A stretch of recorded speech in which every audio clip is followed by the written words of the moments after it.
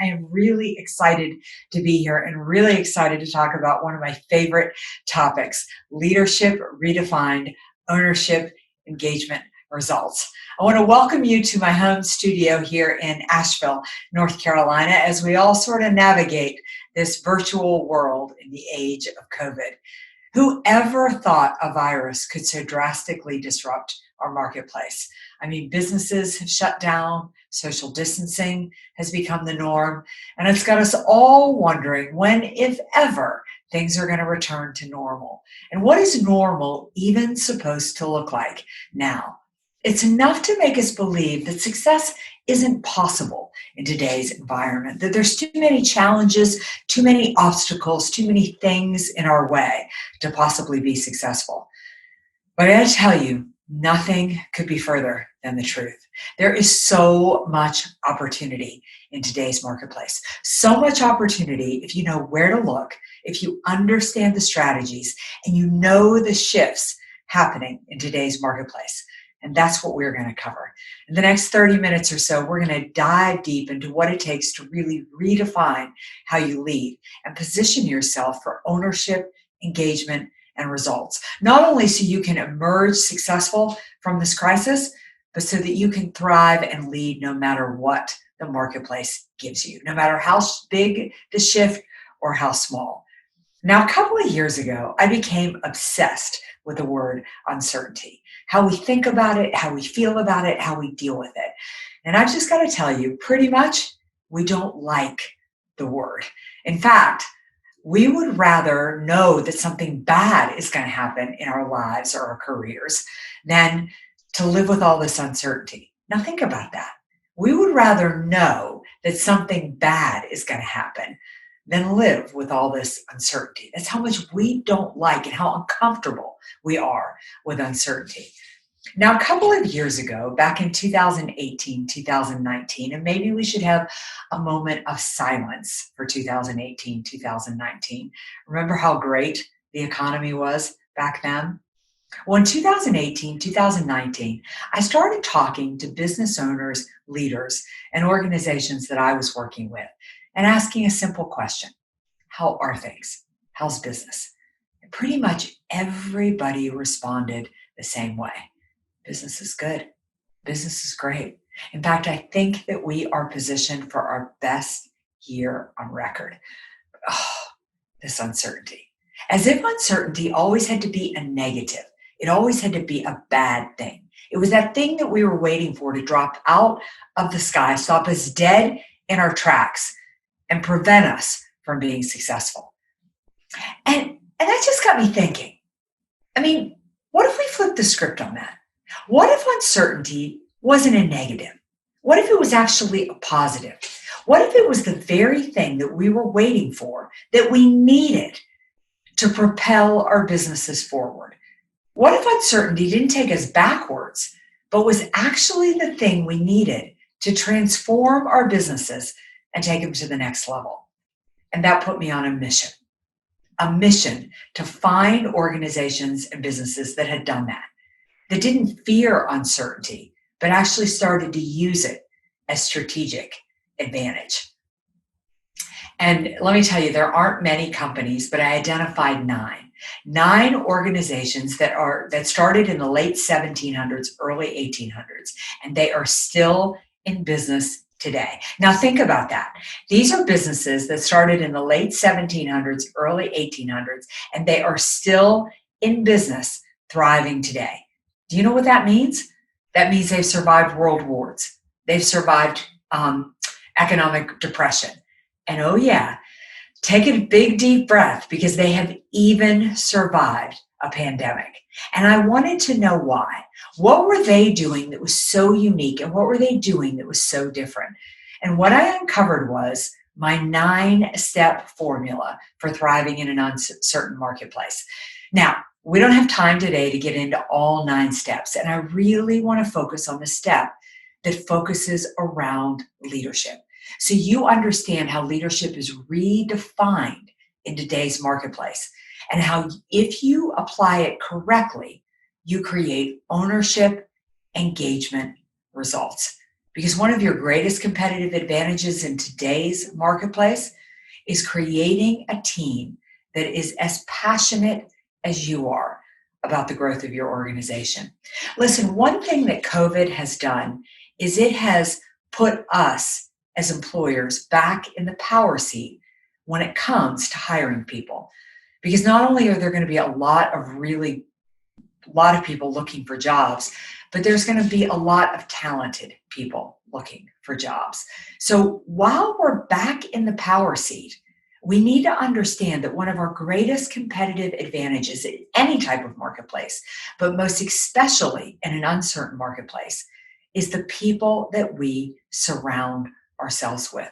Strengthening your team, building that leadership bench, ensuring that you not only have great members on your team, but they are as passionate as you are about the growth of your organization. That's where things are going to happen. That's the best position you can be in to not only emerge successful, but to thrive in an uncertain marketplace. All right, so let's dive in. Let's start talking about what you need to do to redefine how you lead in today's marketplace and create that ownership engagement to really get the results that you want and the results that you need. Now, everybody seems to think that with engagement, that it is a generational issue. Like there is something wrong with this younger generation. Now, I don't know how many of you listening today, like me, are over the age of 50. Now, if you are like me and over the age of 50, you might have grown up in a world like I did. My father was the breadwinner in our family. He came home every day at exactly 6 o'clock. He would fix himself a scotch and soda, and before he sat down to eat his meat and potato, he would start to complain about the younger generation. That was my generation. We had no work ethic, no commitment, no loyalty. My father and all of his friends had no idea what would become of this world were it left to my generation. See, the truth is, we have been complaining about the younger generation since the age of Socrates. And while there are always challenges from one generation to the next, engaging talent, really leading today's employees, it's not a generational issue. In fact, never confuse longevity with engagement. Just because you have an employee who has come to work for the last 30 years, don't assume that they're engaged. Because no matter their age, today's employees are different. And if you want to engage today's employees, you've got to understand what's going on in the minds of today's employees, especially since the age of COVID. Every single employee, no matter their age, when they come to work every single day, whether they come to work in person, whether they're showing up in the office, whether they're doing this virtually, every single employee in the back of their mind, they are thinking downsizing, outsourcing, furloughed, merger, acquisition. See, in the back of their mind, they're worried about their future. And we have to understand that as leaders, we have taken guarantee off the table. We can't promise anybody a job. We just can't do it. And even if we did promise them a job, they're not going to believe it because nobody knows our future. And with guarantee off the table, we've got to put something else back in its place. And that something else back in its place is what we want to focus on today, is what we as leaders need to be doing and need to be providing if we want to ensure that we create ownership, engagement, and results. And those are the strategies that I'm going to share with you today. So get ready, roll up your sleeves, get ready to take some notes, whether you do it the traditional way with pen and paper or whether you're going to do it on your phone, whatever works for you. Let's dive into those strategies. So what does it take to engage today's employees? Now, these strategies work in order. You've got to do 1, you got to do 2, and you got to do 3, and you've got to do them in this order. And you always have to be repeating them. This is a fluid strategy, constantly being revisited, redone, and upgraded. But if you want to engage today's employees, if you want to create real leadership depth, even create a succession plan, you've got to understand what today's employees want and what they're really looking for. And strategy number one is they want to do work that matters. They want to feel like they're making a difference. They want to be a part of something bigger than themselves. In other words, what they want is purpose, real purpose. Now, I've got to tell you, when I first started studying employee engagement, I sort of thought purpose was fluff, right? I mean, that was the soft stuff. It really didn't matter. But think about this. As I've studied employee engagement, the most disengaged workers in our country, most disengaged, the workers that only say, I'm showing up to get a paycheck. In fact, they're willing to admit that, work for the federal government. They work, or governments in general. Now think about that. I mean, these are the workers that are pretty much guaranteed a job. They get great benefits, and they get almost every single holiday off. Yet they're willing to fill out a survey that says, I don't care. I'm not interested. I'm only there to get a paycheck. And the most engaged workers, they work for nonprofits. Now think about that. They're the most underpaid. They certainly never get holidays, but they're there because they are on a mission. Most likely, if you ask a federal worker what their job is, they'll give you their job description. They'll say, I deliver the mail. I work in the clerk's office. I collect your taxes. But if you ask a nonprofit worker what they do, they'll tell you the cause they work for. They'll say, we're working to save the animals. We're helping people in the last stages of their life. We're working to feed the homeless. Purpose matters. It turns on this intrinsic motivation that gets us inspired, that gets us excited, that gets us to work at a whole nother level. A couple of years ago, there was a great story about purpose, and really underlies and helps us understand why purpose is so important with helping people work at a whole nother level. Now, it's a story about college basketball. It was the Final Four, actually, and it was a matchup between two rivals. And this was a game nobody wanted to watch. It was a matchup between the University of Connecticut, also known as UConn, and Mississippi State. Now, nobody wanted to watch this matchup because the last time these two teams, it was women's basketball, had met in the Final Four, UConn had defeated Mississippi State by a humiliating 60 points. It's one of the worst losses ever in college basketball. Add to that UConn was entering the Final Four, having won 111 straight games. Now, again, almost a track record that's almost unheard of in college basketball. And I don't know what you all do in your end of the world when college basketball is on, but I live in Asheville, North Carolina. And in the Carolinas, we watch college basketball. If you are at work, you are not working. You are watching college basketball. If you are at the store, you are not shopping. You are watching college basketball. And Lord knows if you are at church, you are not praying. You are watching college basketball. So I remember exactly where I was the night that this game was on. I was at a dinner party. And we were all having, drinks and eating, and we were listening to the game that was on. We were waiting actually for Carolina to play. But as we joked and we talked, we could hear the roars coming from the television. So much so that it drew us in. So we grabbed our plates, grabbed our forks, sat down in front of the television and just watched as this game was neck and neck, point to point, until at the very end, Mississippi State blew out the win. Nobody could believe it. Nobody, that is, except Mississippi State.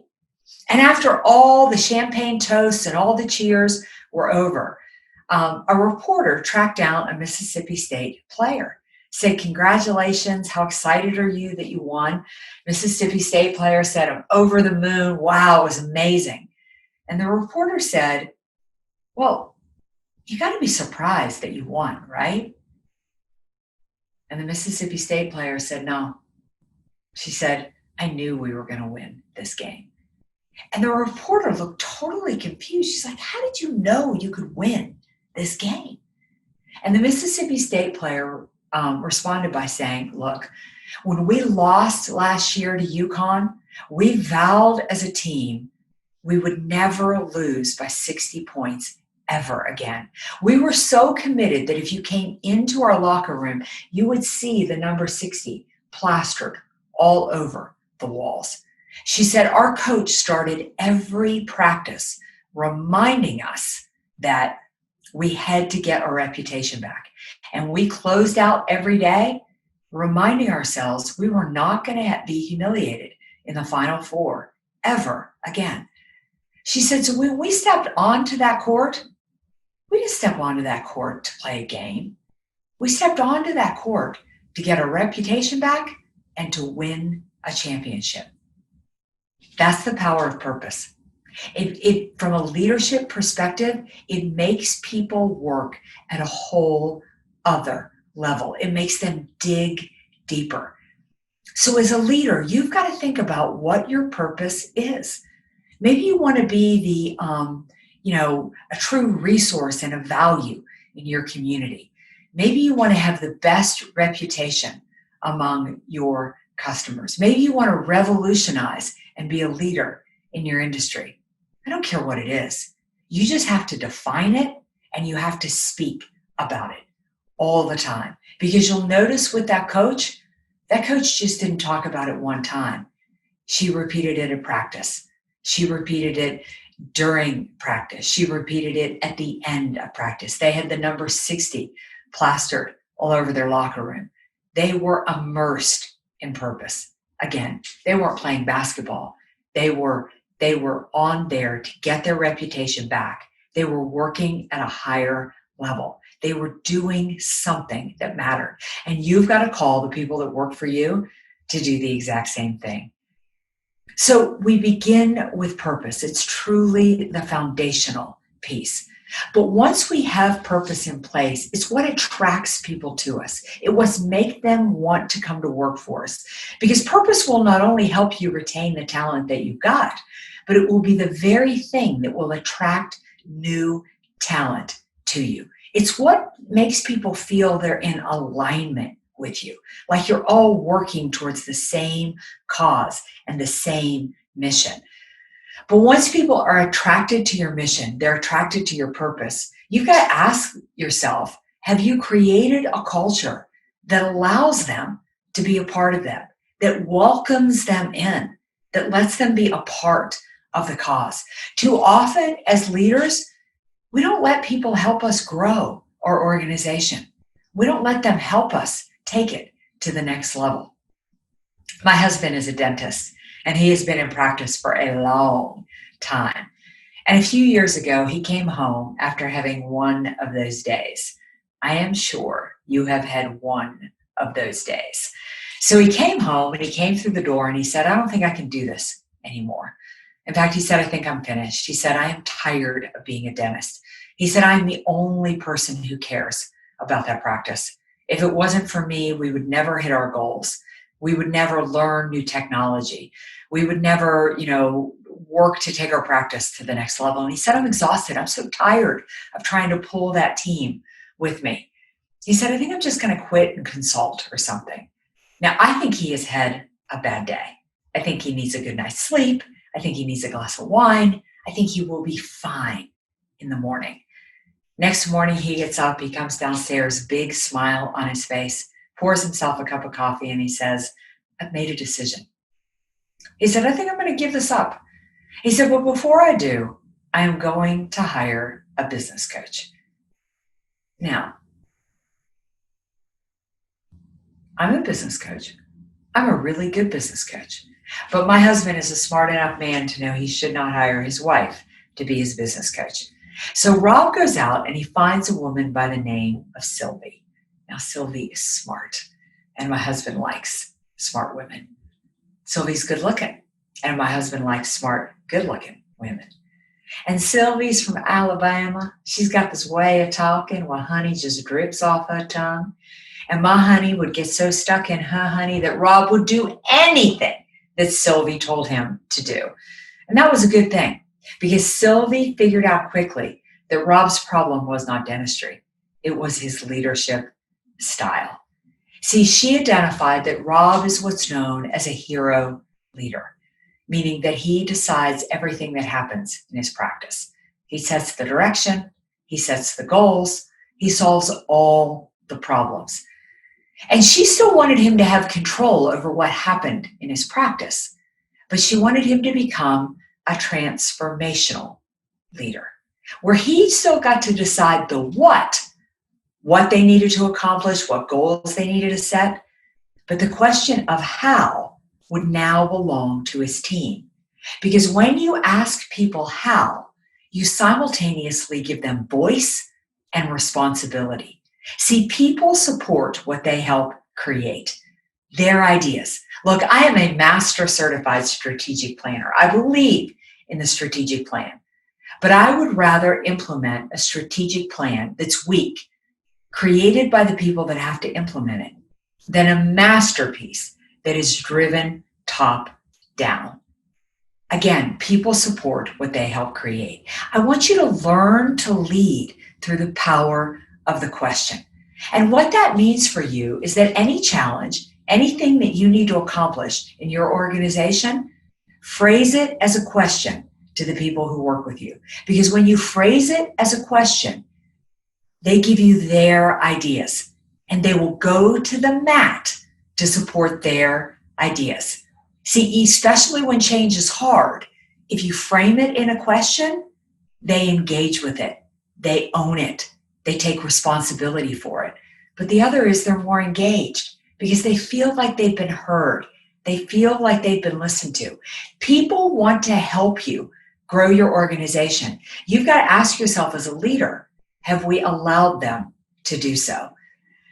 When I first joined corporate America, I worked for a gentleman who to this day remains the most frustrating and best boss I have ever worked for. He was frustrating because no matter when you went into Jeff's office, if you asked him anything, his first response was always, I don't know. What do you think we ought to do about that? What's your idea? And it became such a joke that we never went into Jeff's office without answering and having a solution. But one afternoon, I had a problem that I felt was way above my pay grade. I just didn't know how to solve it. So I went into Jeff's office, but he was in there with his 5-year-old daughter, Caroline. Now, Caroline was blonde hair, big blue eyes, and she still spoke with a lisp. You know how 5-year-olds will do? And I saw him in there with Caroline, so I backed up, but he saw me and he waved me in. So I asked him my question, and what do you think his response was? That's right. I don't know, Meridith. What do you think we ought to do? But before I could open my mouth, before I could say one word, his 5-year-old daughter, Caroline, who was now standing between us, she put her hands on her hips. She looked at her father. She looked at me. She looked back at her father. And in complete disgust, she said, oh, Daddy, do you do that here too? Because apparently Jeff was still raising leaders at home, just like he was doing in the office. And Jeff got promoted 1 year later. And what I realized was we didn't need him anymore. Because Jeff had not only taught us to do our jobs, more importantly, he taught us to think. And we had the critical thinking skills we needed to lead our division, to lead our department. And that was really his job, was to develop the people around him. But the best way to develop the people around you is to lead through the power of the question. Now, here's the great thing. I just reduced your stress level. Think about all the challenges you've got to create. Maybe you have a tough goal. Maybe you've got to figure out how to reach a new market. Maybe you've got to implement some new technology. Just go to your team and ask them for the best ways to do that. Because when you lead through the power of the question, they're going to give you their ideas. They're going to give you their thoughts. They're going to give you their input. But most importantly, they're going to have ownership and they're going to have skin in the game. And that is engagement at its best level. All right, we have 2 of the 3 and we only have a few minutes left. We know that we have got to begin with purpose. That purpose is what attracts people to us. And once people are attracted to us, we've got to create a culture that invites them in, that gives them ownership and skin in the game. What could possibly be left? Well, I don't want to ask it that way. How many of you have ever bought something and you feel what you paid for it was perfectly reasonable? But if your spouse, if your significant other had any idea what you paid for it, they might think you were a little bit crazy. Well, my husband's worst nightmare is that I will sell his boat for what he told me he paid for it. But that's okay. He thinks I get my hair cut for $15. The essence of a perfect marriage, right? But what is that? What makes me pay what some would feel is a ridiculous amount of money to get my hair cut when I buy my dresses and things at Marshall's for $15 and $20 and other people would think that's nuts, right? What is it that makes us pay more? That's right. It's value. And if you want your team members to add value to your members and to your customers, then you've got to ask yourself, what are you doing to add value to them? And value in uncertainty looks different. It looks like support and accountability. What people want on your team in uncertain times is they want to be supported. They want you to invest in them. They want to know what's expected of them, and they want the skills and training in order to do a job well. But the flip of that is they want you to hold other people accountable. If you have dead weight on the team in uncertain economic times, it is a clear message to your team members that you don't really care about the organization, that you're not willing to do everything you need to do to make sure that that organization is successful. So we add value to our employees. We invest in them by giving them support and accountability. We simply tell them when they're doing a job well. We help them learn the skills they need to do a job better. And we make sure that we're holding everybody on the team to the same standards. So there you've got it. Those are the steps. Those are the strategies. Those are the things that you need to know to redefine how you lead, to really create ownership, engagement, and results. Create that purpose. Give something for people to be attracted to. Give them skin in the game and lead through the power of the question and create that ownership. And last but not least, invest in them before you ask them to invest in you. Really create that value. If you do that, you're going to emerge successful. Now, if you are interested in knowing the 8 other strategies, I want to invite you to visit my website, which is just valuespeaker.com, the term value and the term speaker.com. And you'll see a purple bar at the top called Emerge Successful. And if you click on that bar, you're going to find free tools and resources to help you emerge successful from this crisis. But more importantly, you're going to get all 9 steps in this formula. I've got a video for every single step, including this one. And listen, we can make a list of all the reasons you can be successful in today's marketplace and all the reasons that you can't. But I have been doing this long enough to know that the reasons that you can't be successful will always be longer than the reasons that you can. But the difference between people who succeed in an uncertain marketplace is that they focus on the things that they can do and they forget about the things that they can't. Now, I think that's amazing. It isn't that they're smarter, talented, or have more resources. It's where they focus their time and their energy. And you 100% control that. If you focus your time and your energy on the strategies we've talked about today, you'll not only emerge successful from this crisis, but you will put yourself in a position to thrive in an uncertain marketplace. I'm Meredith Elliott Powell. Thank you so much for your time today. I am a big believer that if you build your network, you will change your life. So if we are not connected, it would be an honor to be connected with you. Again, thank you so much for your time. And remember, together, we are going to thrive in an uncertain marketplace.